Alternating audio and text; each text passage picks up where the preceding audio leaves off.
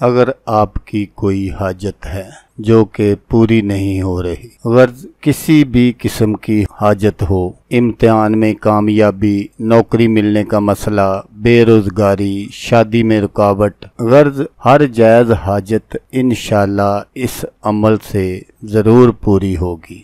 اعوذ باللہ من الشیطان الرجیم،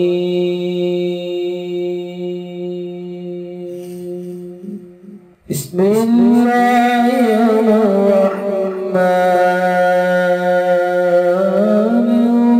الرحیم۔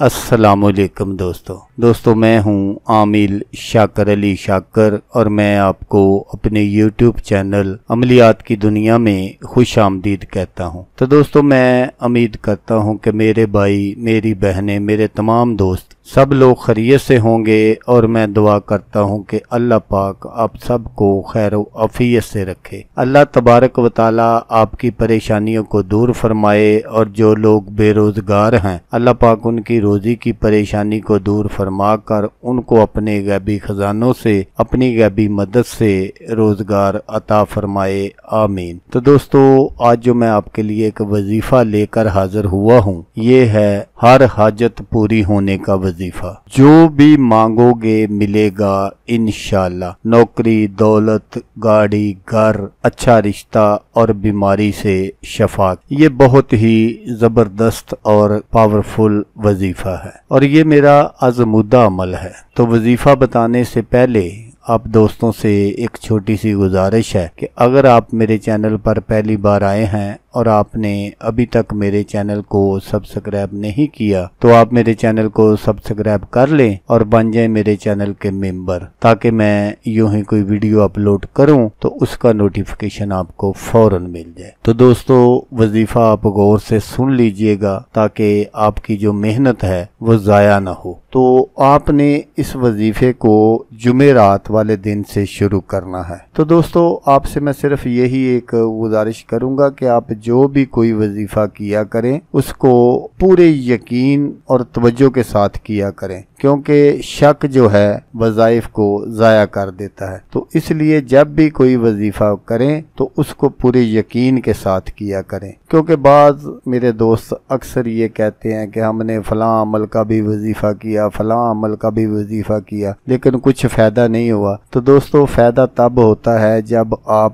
یقین کے ساتھ اور پرہیز کے ساتھ کوئی وظیفہ کرتے ہیں، تو پھر انشاءاللہ تعالی ضرور فائدہ ہوتا ہے، کیونکہ اللہ تبارک و تعالی ہر کسی کو اس کی محنت کا صلہ ضرور دیتے ہیں۔ تو جب آپ پورے یقین کے ساتھ محنت کریں گے تو انشاءاللہ اللہ تبارک و تعالی آپ کو اس کا اجر بھی دے گا۔ وظیفہ جیسا میں نے آپ کو بتایا کہ اس وظیفے کو آپ نے جمعرات والے دن سے شروع کرنا ہے، تو آپ نے کیا کرنا ہے کہ بعد از نماز عشاء آپ نے اپنی جگہ سے اٹھنا نہیں ہے۔ سب سے پہلے آپ نے 11 مرتبہ درود پاک پڑھنا ہے، درود ابراہیمی جو ہم نماز میں پڑھتے ہیں۔ اس کے بعد آپ نے 786 مرتبہ بسم اللہ شریف پڑھنی ہے۔ جب آپ بسم اللہ شریف پڑھ لیں پھر آپ نے 11 مرتبہ درود پاک پڑھنا ہے جس طرح پہلے پڑھا تھا۔ تو پھر آپ نے جو بھی آپ کا مقصد ہے وہ آپ نے اللہ تبارک و تعالیٰ کے حضور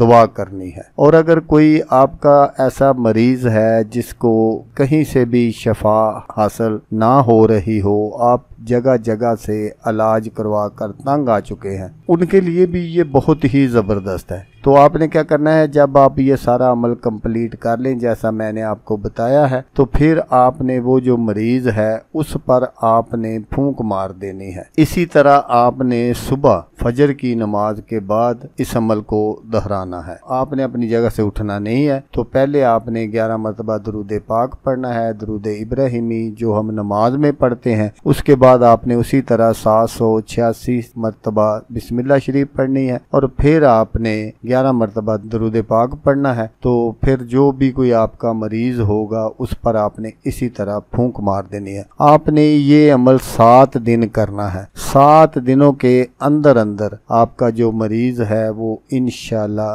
صحت یاب ہو جائے گا۔ اللہ تبارک و تعالیٰ اس کو صحت کاملہ عطا فرما دیں گے۔ تو جیسا میں نے آپ کو بتایا کہ اگر آپ کی کوئی جائز حاجت ہے جو پوری نہیں ہو رہی تو پھر آپ نے اسی طرح عمل کرنا ہے اور اللہ تبارک و تعالیٰ کے حضور عاجزی اور انکساری سے دعا کرنی ہے، تو انشاءاللہ آپ کی جو بھی جائز حاجت ہوگی تو وہ پوری ہو جائے گی۔ تو دوستو، اگر آپ کو ویڈیو اچھی لگے تو آپ نے اس کو لائک اور شیئر ضرور کرنا ہے۔ ہو سکتا ہے آپ کو ضرورت نہ ہو، کسی اور دوست کو ضرورت ہو، کوئی اور دوست ایسا ہو جو تنگ دستی اور مشکلات میں گھیرا ہوا ہو، تو اس کا بھلا ہو جائے گا اور وہ دعائیں دے گا آپ کو بھی اور مجھے بھی۔ تو دوستو، جیسا کہ میں آپ کو ہر ویڈیو میں کہتا ہوں، اس بار بھی کہوں گا کہ آپ نے اس ویڈیو کو دیکھا، اس کے لیے آپ کا شکریہ۔ دعاؤں میں یاد رکھیے گا۔ اللہ حافظ، اللہ حامی ناصر۔